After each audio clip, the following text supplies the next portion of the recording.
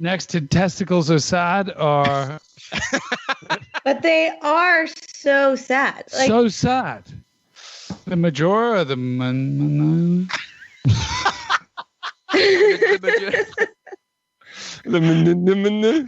Okay. I'm losing my mind. There's always a bigger lizard. That's some life advice right there. Yeah. I have that embroidered on a throw pillow. There's a good title. There's always a bigger lizard. Commonwealth, Commonwealth, the former empire, now Commonwealth. Is it relevant? Probably not. But why not give this part a shot? Stay tuned. Here comes Uncommonwealth, the podcast. And we are live. Welcome to the Uncommonwealth podcast studio. My name is Jimmy HVD, and I am joined by my fabulous co-hosts Adam Mueller, Catherine Rawlinson, and here's Morton. G'day, Jimmy. Thanks for joining us, guys, as always. Uncommonwealth. All right, let's start off with a twist on an old favorite. Instead of two truths and a lie, let's just do truth or lie. Oh, okay. So I'm going to tell you. Accurate name. Isn't that what it's always been? I'm going to tell you a quick little story anecdote thing, and you tell me if it's a truth or a lie. Oh, okay, that's good. Okay. The first one, and they have titles. So the first one is called The Naked Kidnapping. 2 women and 1 man. This took place in Canada. 2 women and 1 man faced charges of kidnapping and resisting arrest after police say a couple and their baby were forced from their home near Edmonton and stuffed into a car full of naked people, which then collided with a pickup truck. Oh. Okay, police found the sedan crammed with 5 people, including 2 youths. All were naked, despite snow on the ground and the temperature dipping to negative 10 degrees Celsius. That's nothing. That's a clown car goes wrong when you try and stuff as many people. Well, they're not dressed as clowns if they're naked. Well, maybe that's why they realized it was the clothing that was taking up too much space. Those big shoes. Adam, I thought when you started 100%. This, I thought these were stories about yourself, and then you said naked kidnapping. Yeah, I shouldn't have used the word anecdote. That kind of lends up personal. Right. But I didn't put it past you to start with. I was like, okay, it could have happened. So wait, have you decided? Did that happen? That's true. I think that's true. I think that's true. Yeah, I can tell by how you read it from a paper. Wrote everything on a paper. As opposed to interpretive dancing it, in which case it would have been a lie. I find it highly hypocritical of Catherine to be insulting me for reading off a paper. I think Catherine had the Encyclopedia Britannica when she did that episode on Bangladesh. So, in fact, that is a true story. A true story from Edmonton. All right, we'll do one more. Again, sorry to interrupt though, but was there any context as to as to why that happened? Okay, a relative of the accused has blamed the bizarre incident on hallucinogenic tea. So ayahuasca. Classic Edmonton hallucinogenic Canadian story. Classic Canada. Here's another classic Canada one. Again, truth or lie. This one I've titled Pineapple on Pizza. At the risk of being too controversial, and I know we do talk about a lot of Commonwealth controversies on this podcast, this is the delicate issue of should pineapple be allowed on pizza? Oh. And a Greek immigrant says he was the first one to put pineapple on pizza in June of 1983 in London, Ontario. Sam Panopoulos says he created the Hawaiian pizza in 1962 in Chatham, Ontario. His claim of invention is contested, though, with some saying it was created in Australia and others saying it was created in Germany. What do the Hawaiians say? Well, wait. Pineapple on a pizza created an international stir this year when Iceland's president said in February that he wished he could ban the fruit as a pizza topping. What a That's legend. True. Prime Minister true. Justin Trudeau waded in, tweeting, "I have a pineapple, I have a pizza, and I stand behind this delicious Southwestern Ontario creation." Whoa. True. I remember this whole scandal, and also I remember that too. So Canadian. We love pineapple. I grew up with it on pizza. Why is it true? It's nothing to do with Hawaii, though. Australia as well, but because in Canada you want to go to Hawaii because it's warm. Well, I think it's just because pineapples make people think of Hawaii. Right? Well, is it just on Hawaiian pizzas for you guys? Because in Australia, there's a common pizza is ham and pineapple. That's Hawaiian pizza. That's Hawaiian pizza. No. Are you pulling my leg right now? Hawaii. Jimmy looks legitimately surprised. Are you How did saying you not know ham and that? pineapple pizza is called? Do you just call it ham and pineapple? Yeah. Well, Oh my god! no, but there are also Hawaiian pizzas. Maybe they're What just are they? maybe it's just my Their family. pizza, they're pineapple and I think ham. there's That's the difference. mushrooms. Wait, isn't there mushrooms on Hawaiian? No, just and ham, just ham and peppers? pineapple. Ham. Just ham Yeah, I'm picturing a Hawaiian is like a supreme. There's other things. Far out. The educational elements of the podcast at play. It's like I thought Hawaiian pizza was goanna and duck. The podcast. All right, yeah, all right, okay. Let's just ease into it, everybody. Just ease into it. We only have an hour, but let's ease into it. Oh, my computer's on 2% battery. And there we go. And there he goes. Piers Morton. In Ghana, What a smooth entry. Oh yeah. in the House of Parliament in Ghana, they were talking very recently about some local villages that were having some trouble with people attacking them. Members of Parliament were very amused to find out the names of some of the... So basically, in the Twi language, there are a couple towns whose names translate as vagina is wise. But that's so true. I think that was Confucius.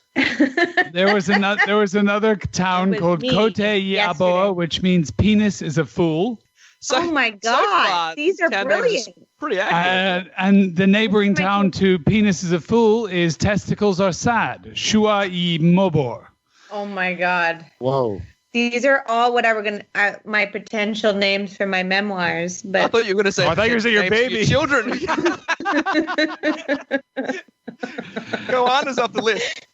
And so none of To the be honest- Ghanaians had ever heard of these towns until they were read aloud in Parliament. And the whole House of Parliament broke into fits of laughter as they were read aloud. And no one has any idea where the names come from. But it feels like it's very I feel like they let the women name the towns years ago. That's great. Well, there was like one town namer. I don't know what that profession is called, who was just running around rural Ghana naming all these towns like based on their opinions of genitals. but- Similar but different thing happened, I think, in the Netherlands during the Napoleonic era, where like no one had last names, and Napoleon made everyone have a last name, and they were so mad they all just gave swear words. Really? So to this day, there's all these Netherlands families that for generations now their last name has been a swear word. That's amazing. awesome. Yeah. Christoph Fuck.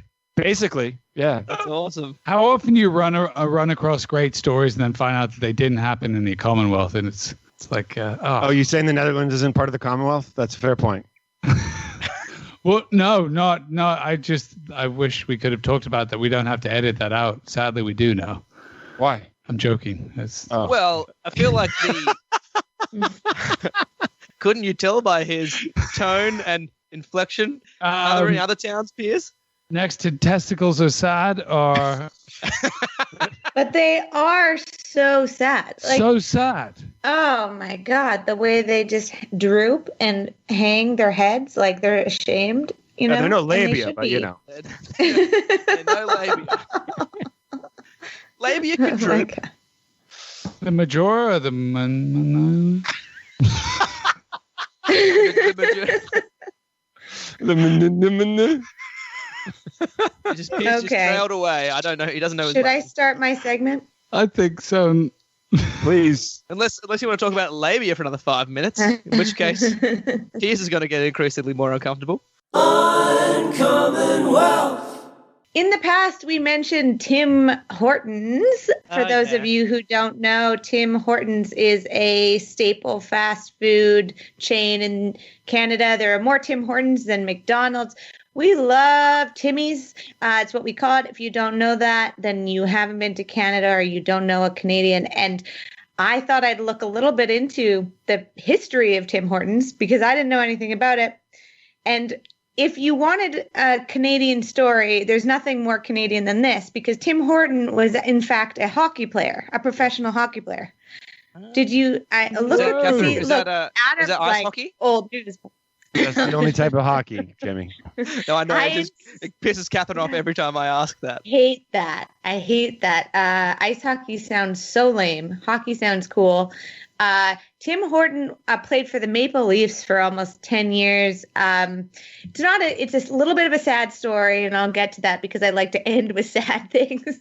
Not testicles, but other sad things. So, Tim Horton, the hockey player who was a professional playing for the Leafs, and while doing that, opened Tim Horton Donut Shop, the very first one in Hamilton, Ontario in 1964. And he himself was a bit of a amateur chef, added a few of his culinary creations to the menu. And by 4 years later, pineapple pizza was invented 2 years earlier. Interesting. They pitched it, but they were like, no, we're coffee and donuts. And then by 1968, Tim Horton had a multi-million-dollar franchise, and he had a partner, Ron Joyce, who eventually bought Tim Hortons and made a huge amount of money. And sadly, what happened is in 1974, while still a professional hockey player, Tim Horton, the guy... That was unnecessary. Tim Horton was driving back the Leafs. He was playing for the Buffalo Sabres at the time. He'd been traded in the last couple of years of his career. They were playing the Leafs. He was driving back from Toronto across the border to Buffalo, and he lost control of his sports car and died driving his car. Sorry, this is so sad. Why are you laughing? I knew you were going to start laughing because of that weird like rhythm you said. Yeah, you can feel it coming. Yeah, you could. So he was drunk. It's a very sad story. His car had been given to him by the Sabres general manager as an enticement to stay for the team. It was a Pantera sports car or something. And so you can imagine how badly that guy felt. And apparently on his way home, he stopped at his office, met with Ron Joyce, called his brother, and his brother figured out that he'd been drinking and said, "Don't keep driving." And he kept driving. This is so sad. Oh, boy. I keep waiting for the big punchline at the end. Turns out he was related to the Cheddar Man or something. Pierce looks so upset. Which is a reasonable reaction to this segment. To death, yes. To accidental death, yes. It's so, he left behind a family of 4 young children. Oh my God, are you serious, Catherine? So he had young kids, and the sad thing is that his now we're getting to the sad part. This was just the build-up. His partner, Ron Joyce, it's okay because it was quite a while business ago. Partner. His business partner, Ron Joyce, offered his wife $1 million, and at the time that seemed like a lot, so she took it and to buy the whole company, and so he took complete ownership over Tim Hortons. Years later, 10 years later, she sued him because it was such a small amount relative to the value of the company, and she lost in court. So it's not a good story. And now the company, Ron Joyce, eventually sold, and it to Burger King for as I said last time, for $1.4 billion or something crazy like that. But anyway, look. Is that the funny part? Look, it could be sad, but also Tim Hortons was founded by a hockey player, and that's kind of cool. And he sounds like that's a pretty cool thing. Next week, Catherine will be telling us how James Dean died in his Porsche. Catherine, next week's segment, Catherine just reads obituaries of famous Commonwealth people. Princess Diana. Oh my God, there's a lot of car deaths there. Okay, I'm losing my mind. I think we can tell the story about. I think it's interesting that we can. It is some guy screwed over his wife after he died horribly in a car. That's interesting. It's not. It is interesting, and it's fucked up, and that should. Did he know he was screwing her over though, or did it grow after that? It's like the McDonald's guy. Oh, yeah, that's an interesting story. Yes. Surely he knew he was screwing over the wife. The podcast. Alrighty, so it's time for another segment of Jimmy's Exotic Animals. Jimmy's Exotic Animals. He's Australian, so he likes animals, and his name is Jimmy. And All I right. thought that this week. No, well, I got excited with last week's episode describing the goanna stories. So I'm not talking about the goanna, which is a famous and well-known Australian lizard. I'm doing two other well-known Australian lizards. These are lizards native to Australia, and they're exotic for very particular reasons. The first one is called the frill neck lizard. It's a lizard that's about 3 feet in length. Weighs about a pound. The reason why it gets its name is that it has a flap of skin that surrounds its neck, a frill, and if it's threatened, it's like a giant. You need to Google this term because it's like it has these appendages. It's imagine like a bat's wing or something. So it's like skin, but it's got protrusions throughout it. So it essentially creates this giant circle around its head to make it look twice the size that it actually is. Can I still see when it does that? Yeah, because it's behind its neck, so it's on its neck, and usually it's just folded back, so it looks normal. So it's kind of like the mane of a lion. If imagine what's that dinosaur that goes? Yeah, like a triceratops or something. Imagine you taking a hair straightener to a lion's mane, and it's got just like a circular, gigantic thing around its neck. Oh my God. So when threatened, it just and it opens its mouth and it hisses, and with this gigantic thing making it look huge. And then if that doesn't work, if that doesn't scare off a potential predator, it just turns around and like bolts to the closest tree. It just runs with its frill still open. I would run first. That'd be my approach. That's smart. That's smart. But the frill, it looks really cool. So you should Google it, frill neck lizard. It made me think of like someone with like hair sticking their finger in like an electric socket, and the hair just goes. Yeah. What I find is that when I want to scare men off, I wear my hair like super big and frizzy, and they retreat. And so it works for any species. Right. Clearly it's a tactic. It's a successful tactic throughout the animal deterrent. kingdom. Yep. So frill neck lizard, really cool little lizard. So the second lizard, a native Australian lizard, also so cool. It's called the thorny devil. Oh. It'll become very obvious why. It's a horny small devil? Lizard. No, not horny. Thorny. TH. And it's again, Google this thing. Just type in thorny devil. It's a small lizard, about 8 inches long, and it is just covered head to tail in spikes, but not. Oh, I was going to guess that. Yeah. But not like quills, like a porcupine or an echidna. They're thorns like on a rose bush, but it's fully covered in these thorns, and so clearly a defense mechanism. But there's some super fun facts about it. One of which is it's all it eats is ants. It's the only food it ever eats, and it's what's called, I found this term funny, it's called a sit and wait predator. If you haven't heard that term, I don't know if that's a predator, but it literally just sits in front of an ant colony nest and waits for the line of ants to walk past, and then just like slurps them all up as they go by one by one. What are the ants? The ants just don't know it's there when they start coming out, or? I guess so. I guess ants are just marching, and there's a thorny lizard that just sits there, doesn't move, just eats the ants, just walk essentially into its mouth. So if a thorny lizard comes up to like the ant hill, like those ants are toast when they come out. I don't think it eats the whole hill, but it can eat like 1,000 ants a day. So, well, if that's all it eats. How many are in a hill? That's what I don't know. Millions. So, and the other fun fact about their diet of exclusively ants is that they poo these spherical fecal pellets, but they if you were to like say prod one with it, they are, because if you were to prod the poo, it would just crumple and disintegrate. And it's just revealing all the exoskeletons of the ants that it ate. Whoa. Because they don't digest them. That's gross. It's super gross. Can you imagine if you'd done this segment before the car crash segment? How much of a better reaction I'd be getting? Like Pierce looked so upset the whole time. What was the animal you talked about once that pooed square, like little blocks? Wombat. Wombats have cubic poos. So these ones these ones are spherical. Podcast? Spherical. That was very early I've been trying to have a cubic poo. Yeah. Pew, pew, pew. You know that game where that cognitive test where young babies have to put like the cube through the square hole in the sphere. In Is Australia, that we the do one that the with president poos. passed? Probably. Allegedly. Allegedly.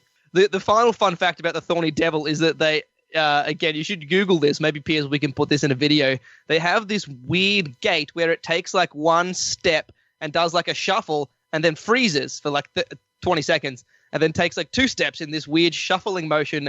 And we think it's just to deter predators or to make it not look like a – but it is the most – like picture someone drunkenly staggering down the street. You know, they stop every now and then to kind of try and remember who they are. And then they take another few steps. Like that's how the Thorny Devil walks all the time. Well, who eats the Thorny Devil?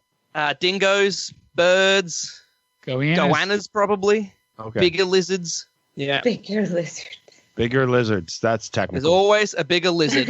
That's some life advice right there. I have that embroidered on a throw pillow. There's a good title. There's always a bigger lizard. Like the Empire, we're almost done. We hope that you've had lots of fun. Was it relevant? Probably not. But thanks for giving this part a shot. Stay tuned for the end of Uncommonwealth, the podcast. Stay tuned for Uncommon Takes. Yeah, that's a good title. There's always a bigger lizard, and life isn't fair. Yeah. Wow, that's deep. Good title. If only the rest of the segment was equally as And don't entertaining. drive drunk. Sad bulls. Sad balls. Sad. Alrighty. This was fun until I ruined it, but Uncommon Takes. I mean, we definitely need merch now that we're... Well, Catherine's expecting a paycheck, so we... Alrighty, 5:06. okay. Catherine's back. Piers is gone. I'm here. He's okay. Uncommon Takes. Honestly, Jimmy's face was so genuinely shocked. I was feeling like this wasn't a good segment, and then I felt like that saved it at the end. Well, now I don't want to like misrepresent Australia. Probably every Australian listener's like, this is just Jimmy, by the way. They're like, don't fucking look We at us. do not claim it. We know it's a Hawaiian pizza. Uncommon Takes. So look, we've established that was true though. Correct. Everything was true. So I think we all knew the controversy was true. I didn't know that this fellow was claiming that he was the inventor, though. That's a bold claim. Sam Panopoulos in Chatham, Ontario, 1962, invented the Hawaiian pizza. I think I know that guy. I invented the paperclip. How cool would it be if his DNA was related to the Cheddar Man? Uncommonwealth, the podcast.